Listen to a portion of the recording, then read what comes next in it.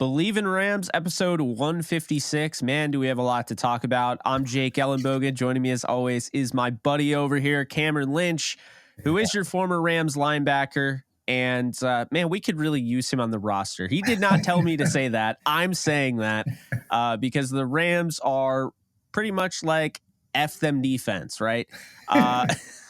We need some help over there. I had to throw it out there. Before we get into it, please be sure to subscribe, like, rate, and review. And we'll dive into this little BetOnline ad read. BetOnline remains your number one source for all your college basketball betting this season. Get analysis of every play, prop, and point at BetOnline. You'll find the latest odds, bracket contests, team matchups, and game trends at BetOnline. Updated odds for everything from live games, the conference championships, right through the Final Four, and the championship game. BetOnline is your college basketball headquarters this season. Head on over today to the website or use the mobile device to sign up and receive your 50% welcome bonus on your first deposit. Be sure to use our promo code BELIEVE to receive your rewards. BetOnline, where the game starts. So, Cam, oh boy, we got a lot to talk about.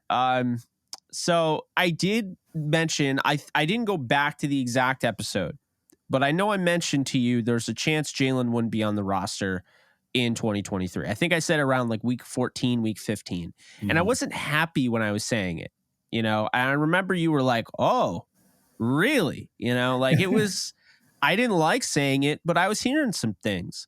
And I was thinking about it, and I'm like, more and more, I'm like, Jalen is going to get traded, isn't he? And then it's weird because there was a shift for me when I started to hear that Jalen was going to get traded. And then I was like, I couldn't really believe it. So I was like, oh, he's not going to get traded. Then I was like, okay, he's absolutely getting traded. So I have some insider news on this. I've talked to two Rams sources inside the organization. And before I hit the burning question for you, okay, just want to add some clarity here because there are some, numbskulls on the, whether it be ESPN, Fox Sports 1, whatever. They're trying to make this out to say that Jalen Ramsey is a locker room cancer and that this was a locker room cancer move. And I can tell you right now, that was not the case. About a month ago, Jalen was told he basically was no longer going to be a part of, this team moving forward. He wasn't a guy that they were going to build around. They were going to move him. They weren't going to guarantee the back end of his contract like he wanted. So he wanted to stay with the Rams. That's what he wanted. Okay. And it has nothing to do with, I know it comes out a little different because Jalen comes out and he says, I've been praying a long time for this. Well, Cam, last time I checked, a month can be a long time. And, that's a lot of days. And when he was told a month ago that, the Rams no longer needed his services, obviously probably nicer, I would imagine. Jalen said, okay, trade me over to Miami. We got a tax-free state. You talk about, going and playing where you played your college ball, not exactly where, but you played at Florida State and you got family there. And that's where Jalen wanted to go. Now you can say what you will about the Rams taking less and all that. Maybe Jalen hurt them, but the Rams took, they put themselves in this position, and I think they really kind of suppressed how much they could have gotten by just dragging this thing on for about a month since Jalen was told a month ago he was being traded.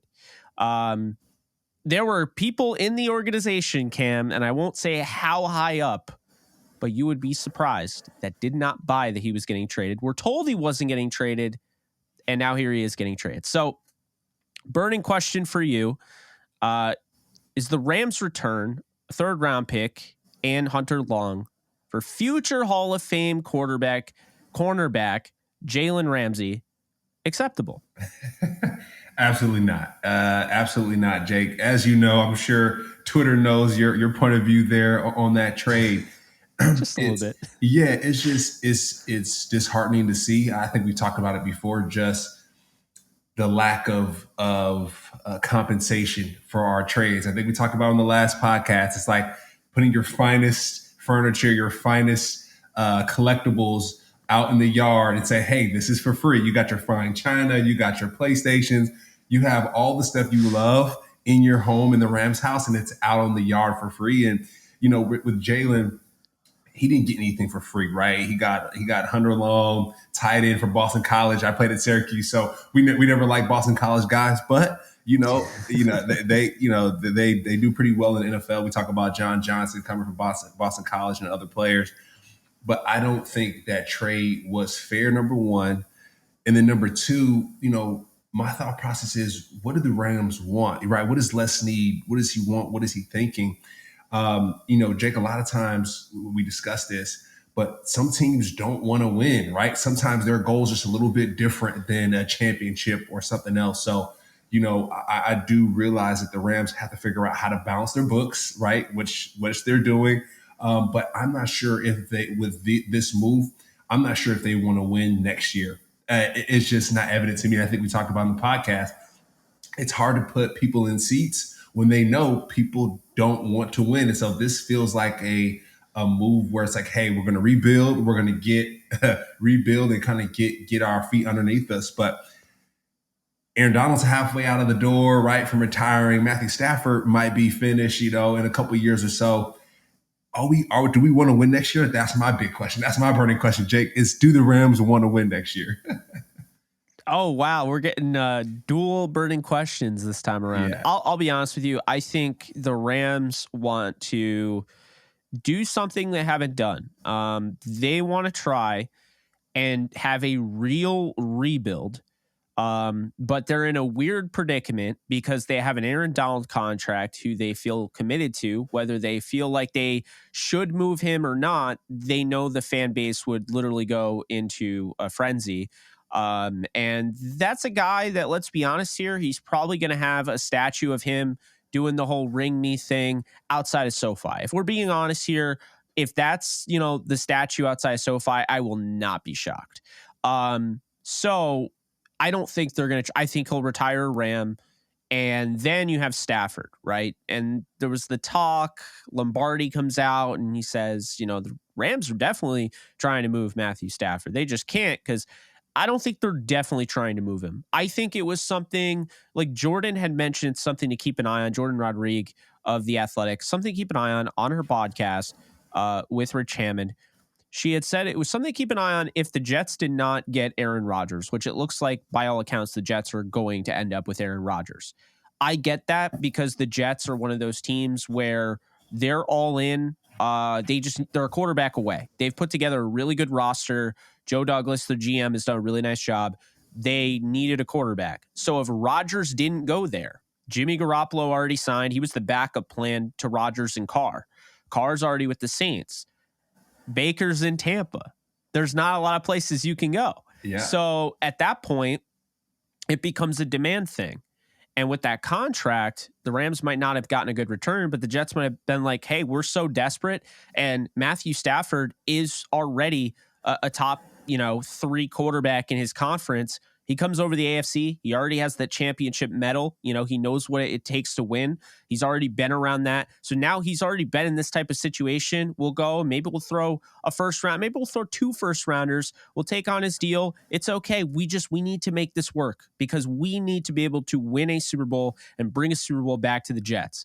I think that's something that could have happened, but Rodgers is going to be the Jets quarterback. And now there's not going to be a desperate team trying to get Matthew Stafford.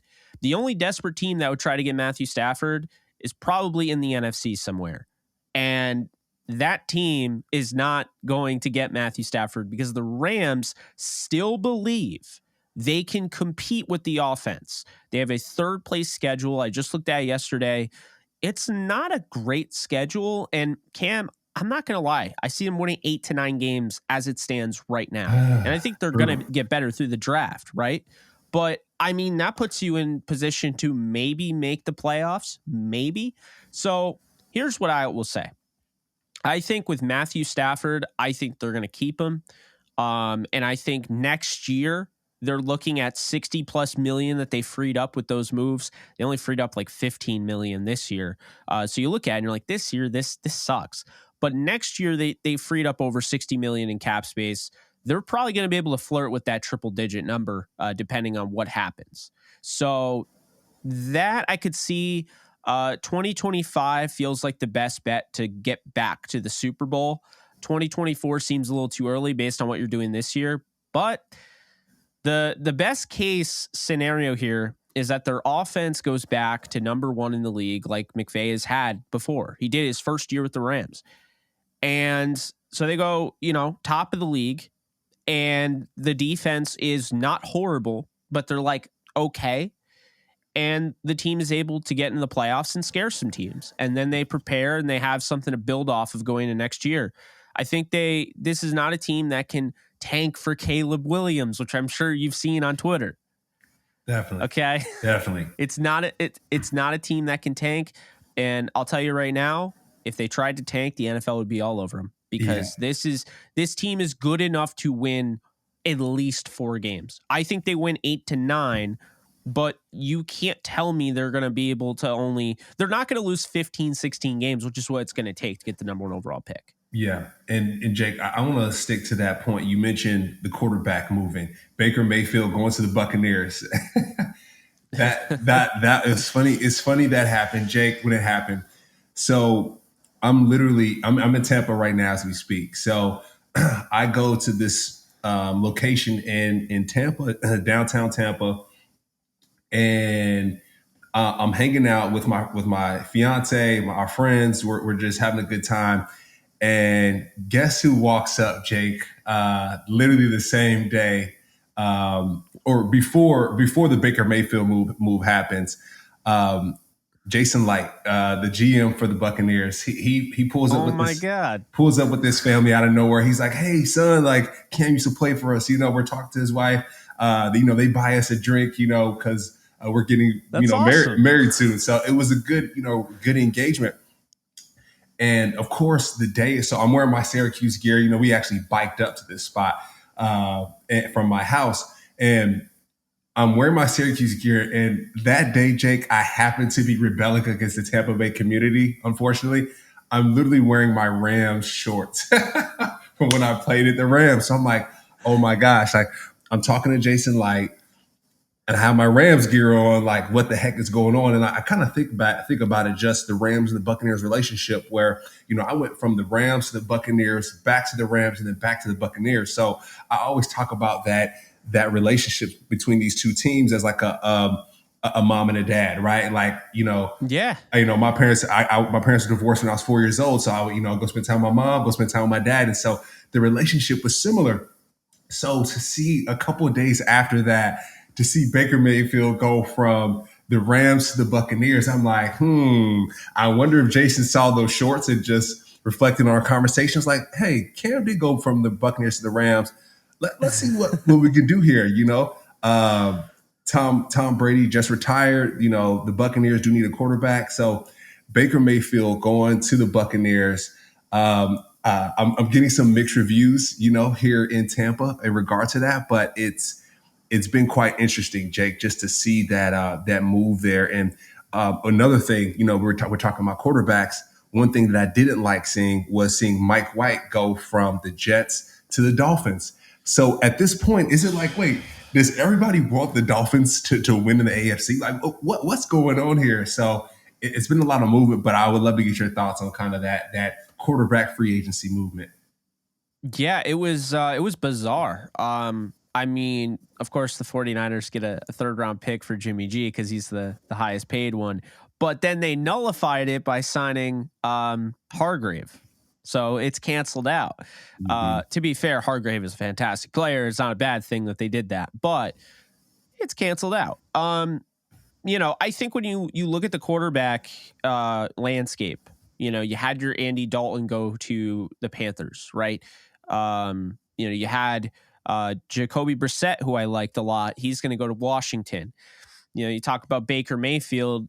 Man, he only got $4 million. I was so upset about that. He got $4 million with $4 million in incentives, so it could go up to $8 million. It was reported at $8 million. The problem with that is that the Rams are going to get maybe a 7th round compensatory pick, potentially a 6th, probably a 7th, if even. They might not get a comp pick because it's so low. But I will say this for people that are really wanting Baker to come back, this was the best deal for him. He gets a chance to go and start. And if, say, anything happens to Stafford after the year, if the Rams need a bridge quarterback to start, maybe they draft a quarterback in the 2024 draft or even 2023 draft, you can go out and get Baker next year. You have plenty of cap. You're going to be an interesting free agent destination for any free agent, but you're talking about a player who already has really good experience with them, had a really good time there, was liked there a lot, and left on good terms. From what I was told is that the Rams very much wanted Baker back, but it really just came down to the fact they don't have a lot of money to spend, and they could not justify spending that much money on a backup. And Baker wants to start. He wasn't going to just sit behind Stafford. Now, I've heard fan bases understand that. I've heard some of the fan base not understand. What I will say is that let's not forget, Baker was the number 1 overall selection. He set the rookie record for touchdown passes in a season, and then fell off the face of the earth due to injury, due to poor coaching, due to all sorts of stuff. So he's been through a lot. He's trying to get back. He's not trying to stay into this, he's not trying to be the journeyman quarterback. No offense to the journeyman quarterbacks. He's not trying to be that guy that you bring in for a year. He's trying to become a franchise quarterback. I can't fault him. It doesn't make him selfish for not wanting to come back and be a backup to Stafford. I've seen a lot of that. I feel like that's off base a little bit. But I like that Baker gets a shot to start. I think if you are a Baker fan hoping he comes back to the Rams, the 1-year prove it deal as a starter, you root for him. He'll take over. He'll beat out Kyle Trask, I think relatively easy. And he'll be the starter there. And then next year, the Rams will have cap space. And Cam, I know you're thinking the same thing. You probably thought the same thing. When you saw that 1 year, you're like, oh, okay. We'll see what ends up happening. Yeah, and he could easily say, right, the rest of his career, he's like, I was the guy that replaced Tom Brady. When Tom Brady retired, I was the guy that replaced Tom Brady. So, like you said, like he's fell off the face of the earth after, some football troubles and revived himself with the Rams. And now this is going to be that extra juice, that extra spark, being in Tampa, riding that Tom Brady wave and, recreating his identity. I really like the move for Baker as well. Yeah, good offensive line, right? You talk about Mike Evans and Chris Godwin, good weapons, better weapons that he played with the Rams, because don't forget, he never got to play with Kupp. I don't even think he got to play with Allen Robinson. Maybe one game. No, he never got to play with Allen Robinson. So I don't know. I'm all for it. I'm happy for him. I would have preferred him not in the NFC, so I could root for him a little bit more. No offense, Cam. But I like it for him. And I also like that. I hate it because I hate seeing him go, but Matt Gay deserved that contract he got. It sucks, but you got to feel good about that, because this is a guy Tampa basically threw in the garbage can. Okay. Mm-hmm. They chose suck up over him. I couldn't tell you as to why. And Matt Gay made them pay repeatedly. He beat them the first time they faced, his first game as a Ram. And on, I think it was Thursday Night Football or Monday Night Football, one of those. And then he beat them to go to the NFC title game. Matt Gay was a model of consistency for the Rams. He didn't miss much, and that's why he got the richest free agent contract for a kicker. And I love it for him. The Rams were never going to be able to pay him that much money. I don't really know why they didn't try to tender him, at least try, but they were never going to pay him the money that he got, and he deserves the payday. And, I think the Rams look at this in a way like, hey, I won't say the Rams feel like they developed Matt Gay, but they found Matt Gay right after, finding Greg Zuerlein in the 7th round and having him last as long as he did. Greg the leg. You have to feel good in some facet. Like, yes, you had your Sam Sloman hiccup here, and you tried Cairo Santos and he was solid, and you had Sam Ficken and he was all right, but like, they have nailed on 2 huge kickers. We're talking best in the league, arguably, in Matt Gay and Greg Zuerlein. So I would have to imagine that they can find another one of those again. Yeah, no, the Rams did a great job of finding Matt Gay. And shout out to David Cantor. He's my second agent, actually, who pin that deal for Matt. So I remember, just the previous year, Jake, we would go for players of the game, right? We would talk about, hey, even though the Rams might have lost this game, who we give game balls to? Matt Gay was a guy that was constantly on that list. Erica Donald, actually, Aaron Donald's wife, I saw her put on Twitter like, wait, Matt scored all of our damn points last year. So, it is like no chill. no chill. But I mean, I guess at the position she's in, she can do that, right? But Matt scored all the points for the Rams last year, and it's kind of brutal to see him leave. And back to your point, the Rams have done a great job of cultivating great kickers. You talk about Greg the Leg Zerline, right? Him and John Fossil, the special teams coach, who's now at the Cowboys with Greg. He did a great job of leaving a legacy of just great special teamers. I do think that. And then you go to our guy Riley Dixon on the punting side. He follows up Johnny Hecker. So the Rams have done a great job in the special teams area, and I do hope that we get another great kicker that can score some damn points here, Jake. So it'll be, like you said, it'll be really interesting how things go in this free agency, in this draft. I do think we have to get people that can score points. A backup quarterback, right? Sadly, Mike White is gone, but a great backup quarterback who can score some points, and then a great kicker who can flip the field, who can do a lot of great things in the kicking game. So it's going to be very interesting. And Jake, I want to leave with this. I know about 2 podcasts ago, we talked about the quarterback market and what that looks like. Do the Rams draft someone? It's starting to look more likely now, Jake, that draft is coming up here. So I'm super excited to see what happens. And Cam, I don't know if you saw, but the Rams did not tender my guy, Bryce Perkins. So that means, and he could come back according to his agent. That's still up in the air. But that means that only Matthew Stafford still remains on this roster at the quarterback position. Cam, if anybody out there thinks they're not drafting a quarterback, because in my opinion, you got to at least have 4 going into training camp, and they only have 1. Where are they getting the quarterback then? Riley Dixon, I guess. Riley Dixon played quarterback, so he could be your 4th. He's a free agent too. They have free agents all over but they need to find a punter. If they don't bring back Dixon, they need to find a kicker. The long snapper, Matt Orzech, just got a 3-year deal with the Packers, so they just lost their Super Bowl long snapper. They need to find all sorts. Taylor Rapp and Nick Scott are both taking free agent visits. Rapp and Scott both are expected to not come back to the Rams. The Rams want Nick Scott back, though. I do know that. Jordan Rodriguez has put that out there. I've been told the same. They really like Nick Scott. I think, you mentioned it. One of the broadcast guys called him Raheem Morris's assassin. Yeah, assassin. They very much like what he brings to the table. And they take pride in the fact they found him in the 7th round. Special team guy, really worked his tail off.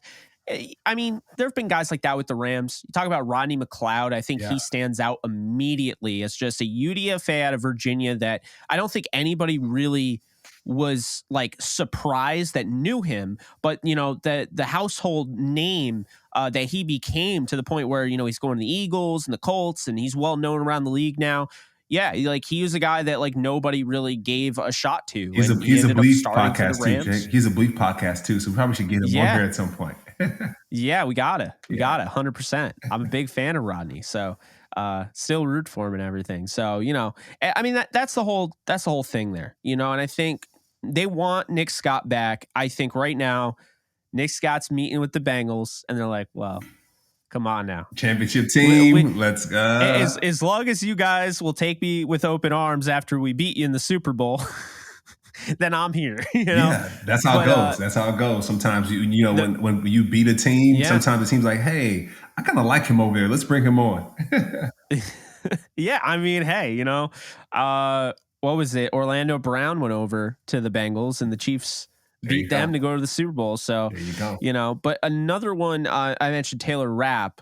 A lot of teams around the league like his versatility, and the Patriots right now, they're meeting with him. I would imagine they're the favorite. He seems like a Belichick guy. He seems like a guy that kind of moves all over the defense, a little chess piece there. Should be interesting. So just some names to keep in mind. We don't know what the compensatory picks will look like. Nick Scott, if you want a good compensatory pick, I would hope he gets around 8 to 10 million, but I wouldn't guarantee that. Taylor Rapp, I think, is in the 8 to 10 million mark. He's got a big name.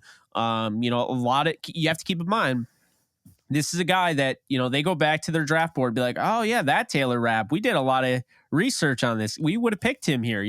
That's going back to the Rams trade. Rams went back to their draft boards like, we like Hunter Long, give us Hunter Long. And, the fans may not like it, but he is a former 3rd round pick from 2021, so always hang on to those draft boards. You never know what's going to happen, right? Yeah. The Rams are letting everybody go, but they did sign some guys. They brought back Mike Hoyt, thank God, because he was giving us some hope, like, okay, little diamond in the rough here. He's going to get on that weight program. He's going to, get down to maybe 275, really good size for what they're asking, because he already showed he could play at 310. But then you have Coleman Shelton, who, just to kind of, clear up the whole thing with him, his deal was really a 1-year deal with an opt-out, and he opted out, and he got paid because of it. So good for him. I'll clap to that. He bought into himself. We're for the player too here. Obviously, like the team getting a discount here and there because you get more cap, but Coleman Shelton played well. And I think he's a little underrated in that regard. Him coming back is a big deal. So I'm glad they did that. They got some other guys as well. They brought in Christian Roseboom for another year. Sean Jolly, who we mentioned they had signed at some point during the season on the practice squad. He did actually make it on the 53. He never really played, though. He did get brought back as well. So another secondary piece there. They're still trying to trade Allen Robinson, Cam. Nothing on that front. I don't know what they're going to do there. We need something, Jake. We need something, right? With the Jalen Ramsey piece, I'm sure all the NFL insiders are like, hey, why didn't you get more for Jalen Ramsey? So I hope with Allen Robinson, we get that one right, because we have to, Jake. We need some guys that can score some points. We talked about quarterback, more receivers. We have to figure this out. Oh, I absolutely agree. And then, I'll answer your question, viewer, who's probably like, wait, they have no money. How did they bring back Hoyt? How did they sign Shelton? They restructured Joseph Noteboom and saved $9 million. I have very big mixed feelings about this, because you've already pretty much announced to the world you're not going to kick the can down the road, but then you kick the can down the road with a guy who's coming off an Achilles tear, who you don't really seem that committed to. I don't know. I don't like this, Cam. I like Noteboom. I'm rooting for him. I hope he comes back and he balls out. But, man, that contract is a bad contract. It just really is.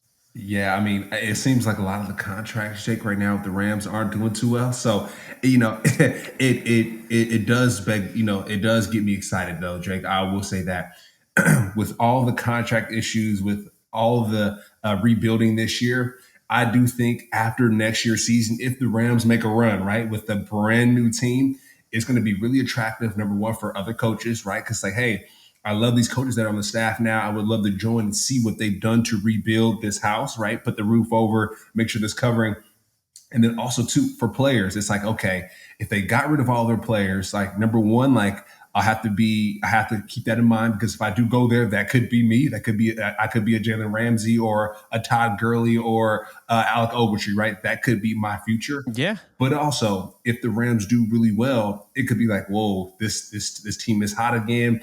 LA has always been hot. Let's see what this looks like. So, Jake, as we kind of continue to talk through this, my heart is changing during this podcast. It's like, the Rams could be attractive in a year or two, but it's going to take this year of agony. I do think we're going to go through some agony this year, Jake, unless the draft goes really well and the free agency goes well. But as of now, we need some more trades. We need more than we're getting.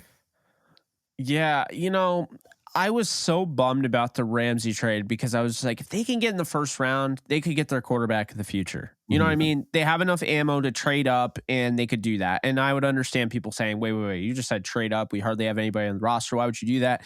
I think it would be worth it to get your franchise quarterback. I have to say, once again, I like Caleb Williams. I like USC. He is not possible. He is not an option. If you think for a second the team that gets him number one overall is going to trade him, I mean, it's the same thing when they were trying to, stir up all the frenzy about the Colts picking Andrew Luck. Oh, they might go RG3. They never considered RG3, and they absolutely never considered trading that pick. That was never in the cards. Okay. Yeah. That was never going to happen. Andrew Luck was 100% going number 1 overall. He would have gone number 1 overall if he went the first year. Remember, he went back to school and got scrutinized because of it. And because everyone's like, well, Jake Locker went back to school and he got hurt. Like, this is a mistake. No. Andrew Luck's like, I'm going to go back to school. I'm going to do my thing. I'm still going to go number 1 overall. And he did. Yeah. Problem was, right? The Colts, out of all these teams that have been so bad, the Colts just happen to have that one bad year, and they get the next Peyton Manning. Now, he did unfortunately have a shortened career, but it doesn't basically take away from how almost perfect he was as a prospect. Mm-hmm. It's the same thing. I'm not saying Caleb Williams is Andrew Luck, but when you talk about him like he's generational, if you're talking about him like that and other teams are seeing him that way, if I'm picking number 1 overall, I'm not trading that pick away. You know what I mean? Like, I'm having the internal discussion like, hey, if I have a Justin Fields, going into the next year, right? And the Bears are picking number 1. And if I'm picking number 1 again, then Justin Fields is not it. That's what I've learned, right? Right. If I'm picking number 1 again with any of these, like if I'm picking number 1 again as the Jacksonville Jaguars, Trevor Lawrence isn't it. Trevor Lawrence isn't who I thought he'd be. There's no reason I should be picking number 1 if I'm going into another year with this rookie quarterback. Yeah. He didn't take the next step, right? I'm going after that guy. I'll trade Trevor Lawrence, right? Or, whoever. Like, if you're picking number 1, you're picking there for a reason. And I guess, honestly, Chicago might have wanted to consider going a different direction, but I get why they didn't, because Justin Fields is dynamic as a runner, and that'll keep him going a little bit longer, but he needs to get better as a passer. The point is, Cam, though, like, you can't just assume 2024 number 1 overall pick. It's not a guarantee. Yeah. And they're not, it is a guarantee they're not getting that. They're not going to be the worst team in the league because they're not even the worst team in their division right now. Even with everything going on, Arizona is going to be horrible. I think Arizona is going to be atrocious. Yeah. They will not have Kyler Murray until the halfway point of the season. Jake, and no lie, when we saw the NFLPA cards and the Arizona Cardinals were last, and I saw that they forced their players to pay for meals. I was like, ooh, as a former player, that pissed me off. So I can imagine current players being like, why would I go to a team and have them take money out of my check just to eat every day? Like, you're right. The Cardinals are the last of the last right now when it comes to the division. But, let me not talk too soon, Jake, because you just never know. You never know. That's true. These guys could come out of nowhere and figure it out. But as of right now, as a former player, seeing what they've gone through and them being last on the NFLPA card, I can see them struggling as well if they're not getting Kyler Murray to halfway in the season. Doesn't it make you question why there's so many of these players that are signing with the Cardinals? Yeah. I mean, that just came out, and all right, I don't care about paying for it. It's not about the money because you're obviously not. It's not going to you're not going to go broke. But it's like the premise of it. Like, that's just like, won't that carry over, And another thing too, though, Arizona is an attractive place, right? I think for a lot of guys, if they want to retire later, okay, I have now invested in a retirement location. If you go to Florida, like Baker Mayfield, like, okay, let me buy some property out here while I'm here. So Arizona could be a great place for that off the field. But, hey, to each his own. Hey, and it's funny, one of the first things I thought when I saw the Jalen picture with him signing the contract is that, like, Miami isn't going to have the trailers. So no. Jalen is going to be like, ooh, this is different. This is looking really nice. The amenities are really nice, right? Like, I'm next to the other best corner in the league. Like, this is going to be an excellent location for me. Miami, he can buy a home on Star Island out there, whatever that looks like. I mean, he's going to be set. He's going to be set. I'm happy. I'm happy for Jalen. It's just unfortunate we got a third rounder and Tyler Hunter Long. So, hey, yeah, and it could have been like a win-win. Like, okay, I don't agree with it. You get 4 years of elite play at corner, and then you're trading him away. But if you got like a first and third or whatever, that would have been a win-win. But like this, to me, Miami won it. I mean, and they're barely paying him more than I don't even think they're paying him more than what the Rams are paying him. They're just guaranteeing his contract the next 2 years. So this guy gets to cash in the bag again in 2 years. Think about that. And they got Mike White too, Jake. Up. I mean, they got Mike White too to be behind Tua. Like, dude, Tua? The Dolphins are doing what I hope that the Rams would be doing. It's just unfortunate. Yeah, I think they paid all of their running backs too. I think they brought them all back. Got them locked in. They like what they got there. They have plenty of weapons. They actually, I think they just brought in Deshaun Elliott, who was like a $2 million contract at safety. I would have loved the Rams to go after him. But yeah, actually, one thing I'll throw out there, not a Ram stat. Well, I guess it is because he's a former Ram. But Jalen Ramsey, get this. I saw this the other day. I was like, what? So there have been 3 like elite cornerbacks. I think it's like however many All Pros or Pro Bowls. I think it's 3-time All Pro. You might have seen this graphic. The way you're looking at me, it looks like you might have. Yeah. So there have been 3 other corners besides Jalen that were like 3-time All Pros, I believe. And there was this graphic that I saw. All 3 won Super Bowls with their third team. So those 3 corners, or those 3 DBs, Tyrann Mathieu, right? Darrelle Revis, and with the Patriots, and Deion Sanders. Elite company. And Jalen's with his third team. I mean, he won one with the Rams. He's going, to the Dolphins. They're looking dangerous, my man. Like, I feel like they're winning I don't know if the Jets, GM, the Rams GM, they were like, all right, let's make sure that the Dolphins get what they want this year because they've been struggling for a long time. So let's make, who knows, Jake, right? Like, these owners, they could be talking like, hey, hold me down this year. And then, you win a championship, you make sure you hold me down the following year, blah, blah, blah. Who knows if those conversations happen, but it just seems that way because the Miami Dolphins, they're up right now. So, yeah. It was the first year once they got to their third team. That was the big thing. So is Jalen about to win a Super Bowl with Miami? I don't know. They went out. The trade they made for they went out and they got Bradley Chubb at the end of last year. They signed him to a long-term deal. They're going all out. Chris Greer's he was feeling the heat big time. The GM, and they're making moves. The question is, what will the Rams do? Because I don't think the Rams are going to be content just sitting there doing nothing for the next, for the foreseeable future. I think this is a year that, they'll go all out for the offense, and we'll see what happens with their defense. I think they got a lot of confidence in Raheem Morris. I think they got a lot of confidence in that coaching staff that they put around him, or he's hired, to be fair. I think he's hired the majority of them. I think that there is, I don't hate what they're doing. I'm not a huge fan of it because I think when you have the guys, and we've said this before, I know I sound like a broken record, but you've had, you have Stafford, you have Donald, you have Kupp, these guys kind of in the back end of their contract, kind of in the back end of their careers, so you could argue. To me, now is the time to go after a Super Bowl. And I know he came back, Darius Slay, but didn't you for a second think back to when the Rams used to be like, we'll just go out and get whoever? Like, for a second, I thought about the alternate universe where the Rams didn't get Jalen Ramsey. They restructured a bunch of deals. Now, this would suck in the long term, but at least it'd be fun in 2023. In an alternate universe, I think they would have signed Darius Slay.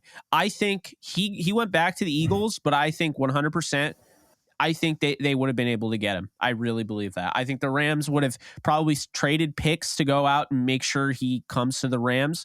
I think they would have gotten him from the Eagles. And I think we would have had Slay and Ramsey in an alternate universe. We would have had that. That'd have been sick. And I know Jordan Poyer, I know he re-signed with the Bills recently, but I know he was on the market for a little bit. So it's like, come on, man. What can we do here? He was close to signing with the Dolphins, I heard. I was like, are you kidding me? That team, man. Yeah, they're going. I mean, that division, you would hate to be the Patriots because it's like, how are they going to win in that division? The Bills are still really good.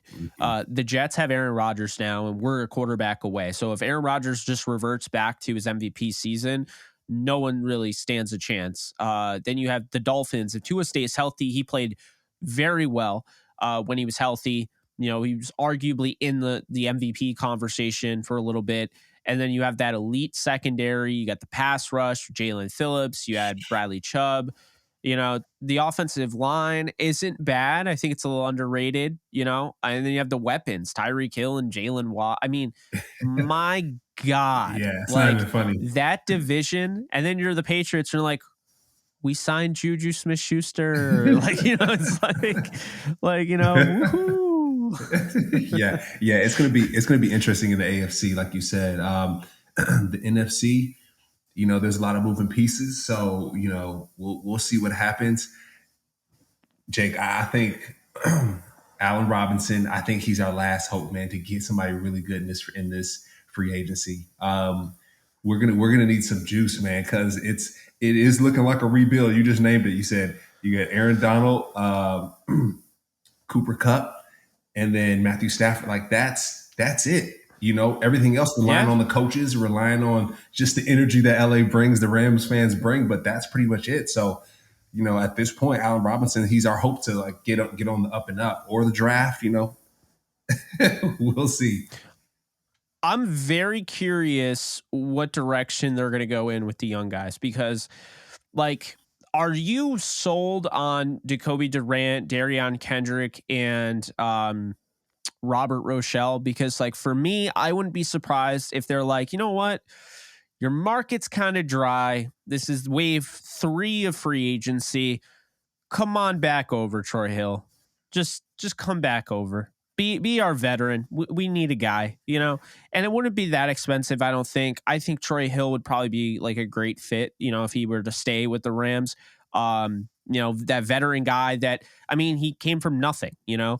I think he's somebody to show you how you can really kind of just build your way up. I mean, I don't have to tell you this. You saw it firsthand, but you know, he's somebody that like he bounced around. I think he was on the Bengals a little bit. He was on the Patriots. Then he came to the Rams and was a, you know, camp body, right? He was labeled a camp body. And then he turned that camp body and ended up carving out a pretty decent career, I would say. I mean, he deserves some credit. He's a good player. And he picked off Josh Allen the first game of the year. Josh Allen does not want to see him again. But no, I think he would make sense. You know, when people are like, hey, Jake, what about Ezekiel Elliott? Or, hey, Jake, what about Miles Jack? Those guys don't make sense because Miles Jack is probably going to get paid. And Ezekiel Elliott, I mean, I just don't really, like, how does he complement that backfield? Yeah. You know, Cam Akers, and you know, because I was all over Cam Akers the beginning of the season, rightfully so. I mean, he was pretty, you know, not good. But his play definitely got better. The last like 5-6 games. Cam, if you average that, I probably said this before on the show, but I'll say it again. If you averaged what he did the last 5 to 6 games of the year, he's a top 3 running back in the NFL. If you average that over a 17-game season. So I don't know why we're so quick to get rid of him. I definitely don't know why we're so quick to get rid of him for Ezekiel Elliott. I mean, I think Elliott would just be taking away, you know, developmental snaps from Kyron Williams. He'd be taking away carries from Cam Akers. I'm not high on Zeke Elliott. He plays behind a really good offensive line in Dallas, and he's 28. So, like, yeah, he's not as old as everyone would expect. But it's like Zeke doesn't have the burst he used to have. Like, he's not the same running back. Yeah. You know, I don't see the point of that. Yeah, he's a beast. Zeke is a beast. I know he came in around the same time that Todd Gurley did. So, you know, I did see a stat where I saw his rushing yards when he first started until now. And of course, they've decreased, you know, big time. He gives a lot of hits, right? As a running back, I've seen him lower his shoulders and really, you know, punish people, but he takes a lot of hits as well. So that stuff might be catching up to him. And going back to your point, I think the Rams running backs, I think we're good there, Jake. I think we saw at the end of the year, they heard us say, hey, run the damn ball. I like the Rams running backs right now. I think, of course, where we need to beef up in is the offensive line. So we talked about this, and then Jake, Going back to the defensive side, I love that concept of having a leader like Troy Hill, someone that's familiar with Aubrey Pleasant. I know Aubrey's going to be the passing game coordinator. He's going to be the D-backs coach. He knows Troy Hill. He's very comfortable. Been in locker rooms where they've had some fun banter, and that's a good call there. As a leader, we need a leader as a pass rusher for sure. Outside of Aaron Donald, no disrespect to our guy AD, but we need another leader out there. I know Hoyt is now in the mix, but Jake, I know at the linebacker position, the linebacker at the end of the day is the quarterback of the defense. I do like the concept of Levante David. I know Allen Robinson. We're thinking about the trade, but he might be too expensive. But Levante's my guy. We've already sent Baker Mayfield to the Buccaneers, but how about we go ahead and send a Buccaneers guy over to the Rams? I would like to see Levante David as a linebacker for this defense. It would be awesome. When it comes to the money part and the contract part, they'll have to work something like that out. But Levante is a guy I think we should consider. What do you think, Jake? Well, man, Levante's played like 10 years, right? Yeah. So when I was like 17-year-old Jake was dying for the Rams to pick Levante David, dying for it. And they did not do that. But yeah, I mean, if it was possible with their money, I think that would be nice. I don't think they're going to do that. I think you probably get one veteran. That's why I'm thinking it's probably Troy Hill. They'll probably stay close to the vest. I definitely wouldn't be against it if they had the money. I just don't think that they're going to. I'm actually really excited for Ernest Jones because I had tweeted out the projected defensive lineup post Jalen Ramsey trade. And I didn't say this sucks. I didn't say this is great. I didn't say anything. I just tweeted out. And there were people in the comment section like upset with me, like, oh, you shouldn't be tweeting this out. Like I just spread some evil, thing. Ernest Jones quote tweets it and said, I'm excited to go to war with these dogs. He didn't say anything negative towards me. Like he was like, bring on the challenge, because he could see the comments, because he could see people that were doubting this team. That's who I want as a leader. And I was actually going to say, they brought in Bobby Wagner to be the mentor to Ernest Jones. Ernest Jones had a whole year, off season, regular season, going through the motions with Bobby Wagner. And he just followed Bobby Wagner, tried to learn what he was doing, what things that he's, good at, whatnot. Obviously, Bobby Wagner was an elite level talent, not just a talent, an athlete too. So there are things that he does on a football field that I don't know Ernest Jones can do. Yeah. But Ernest Jones, let's not forget, his rookie year when they needed him to be at his best, and his best was required. He stepped up in that Super Bowl game. He stepped up down the stretch. And I think he got a little underrated last year because, everyone was seeing number 45 flying all over the place. This guy can still play. Mm-hmm. He can still play. He's young. He was a rookie the year they won the Super Bowl. He's going into his third year. You bet your ass he's ready. And that gets me excited because, you could say what you will about the defense, how they might get waxed and whatnot, whatever. I'm not saying you're wrong. But I think they have a true leader in Ernest Jones. I really believe that. I think the Rams know what they have in him. And I think part of the reason they're deciding to go in this direction of offense matters more than defense, not just the Chiefs and the copycat league of it all. No, Cam, I would actually say more so it's what they saw last year when Aaron Donald wasn't in the game. When Aaron Donald was on the sidelines or not there because he was hurt. Yes, you had Ramsey. Yes, you had Wagner. But look at the guys that stepped up. Russ Yeast, Quentin Lake at the end of the year, right? You talk about, obviously, Ernest Jones. But then guys like Michael Hoyt, Keir Thomas, Daniel Hardy, and Bobby Brown especially. Bobby Brown is a very intriguing one. 4th-round pick they loved. They got super young. And he makes a mistake. He gets suspended for the performance-enhancing drug thing. But this guy comes back, and he was really good for them down the stretch.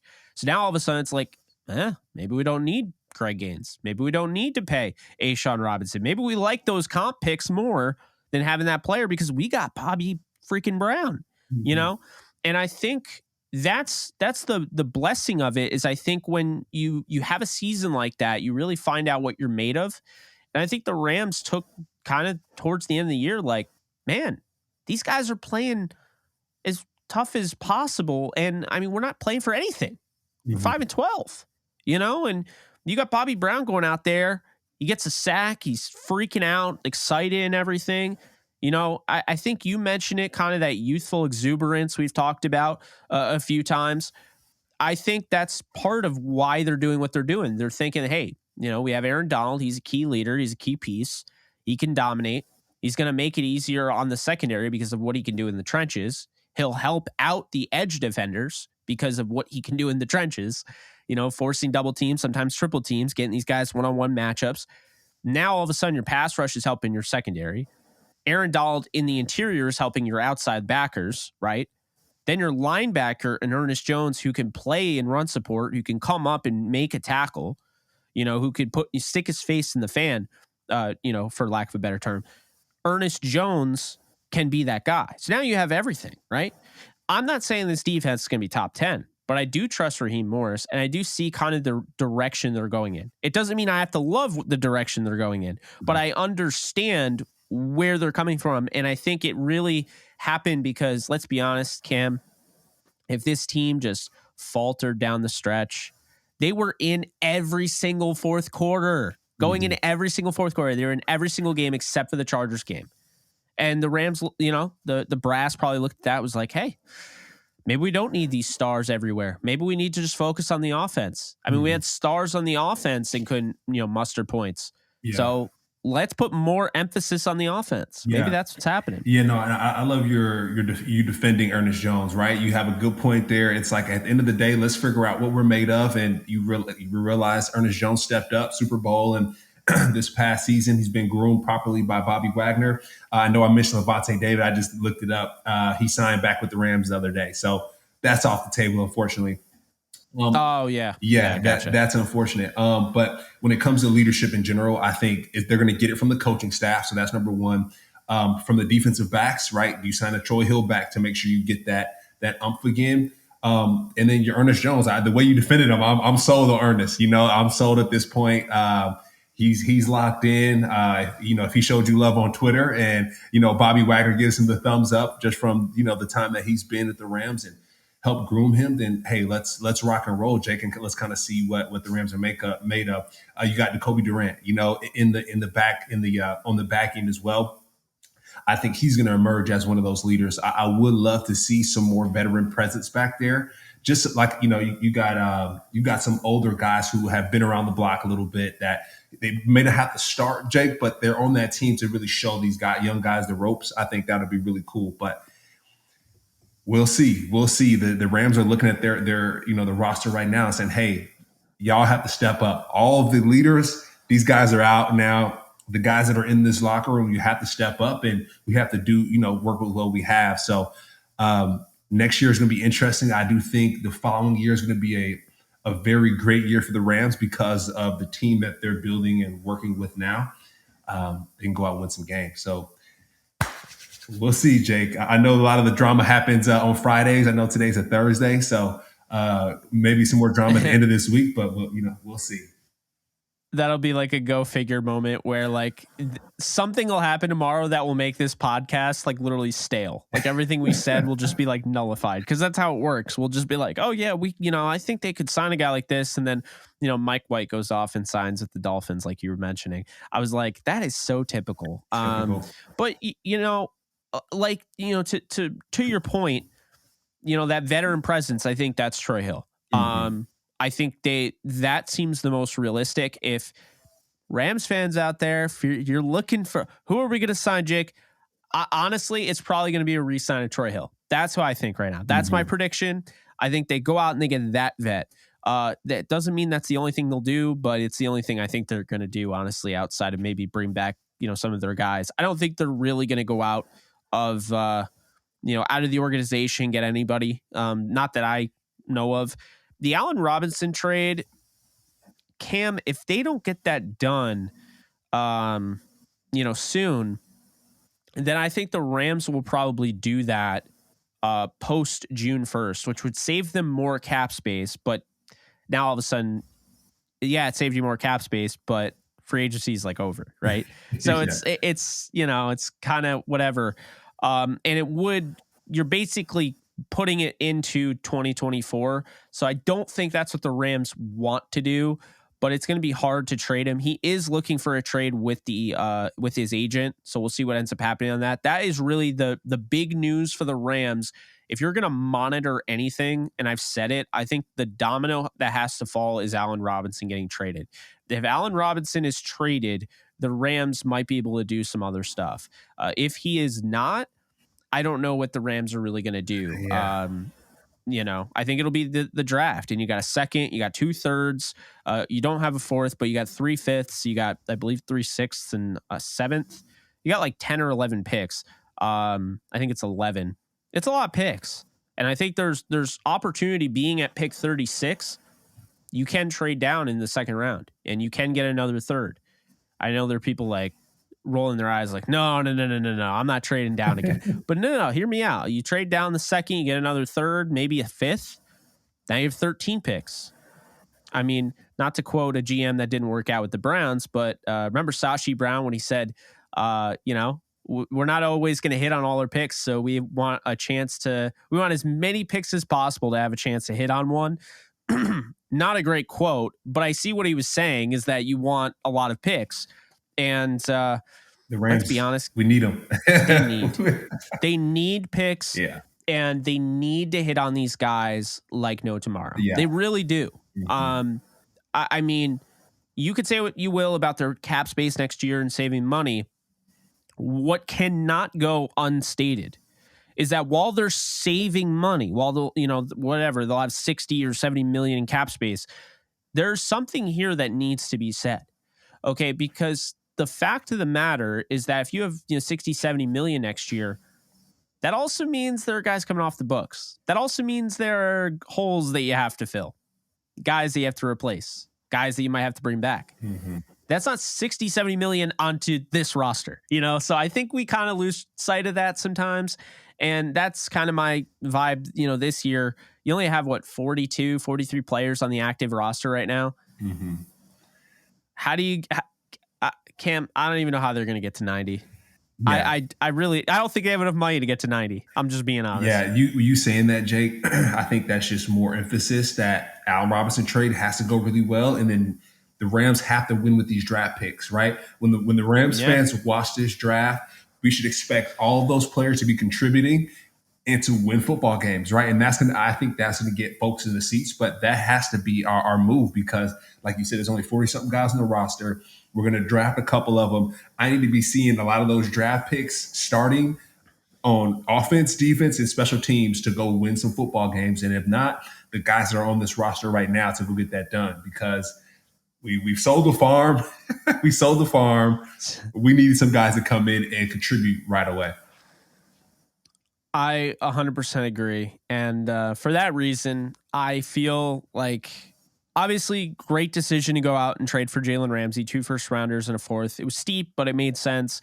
To only get 4 years out of elite production, then trade him away for a bag of beans, essentially. Not my favorite thing.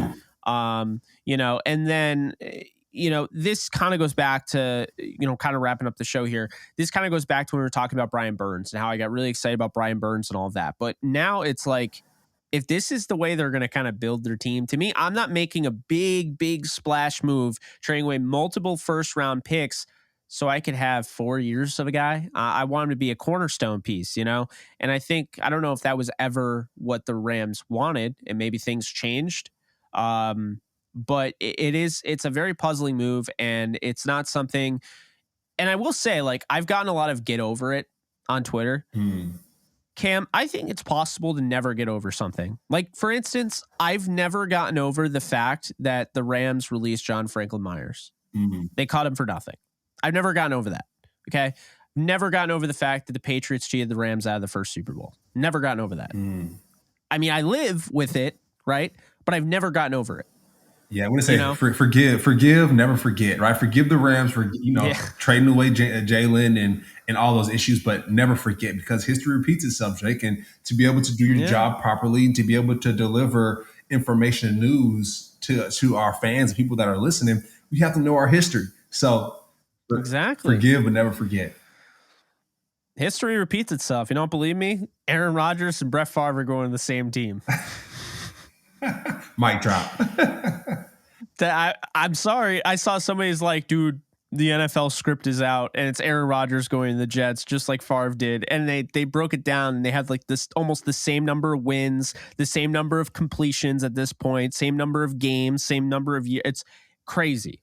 Something I'll send it to you off air because it's wild. And obviously, I'm not saying like the NFL scripted that because that is ridiculous. But it's hilarious, and the whole script thing is just funny to talk about. It's funny, like, ooh, the script, like, oh, well, did anybody have this on their script? The Rams getting rid of all these guys like that? Because I sure as hell didn't know that was going to happen. Yeah. Who the hell's writing this script? Yeah, they need to rewrite it. No, going back to the script part, people, these GMs and owners are creatures of habit. So if they see it work at one point, they're like, oh, let's do it again, right? So similar to the Aaron Rodgers going to the Jets piece, they want a similar deal that Matthew Stafford got. They creatures of habit. You see it work one way, copycat, you see it work, and they want to do it again over and over. So Jake, back to the point, know your history because you just never know when it's going to come back up to benefit you. It's true. By the way, creatures of habit, both the Rams and the Bucks lost Cam, but brought him back. Creatures of habit. Bringing back a guy that they trust, bringing back a guy that can contribute, a true leader, a good dude. And that's why both teams brought you back. That's not many players can say that. Like, hey, I had both teams I was on and we ended on such great terms that there was a reunion. Who can say that? Yeah. How many play twice? Yeah. How many people can say that? It's pretty cool. Yeah. It's unique. Appreciate that, Jake. Exactly. Yeah. Well, I had to throw it out there.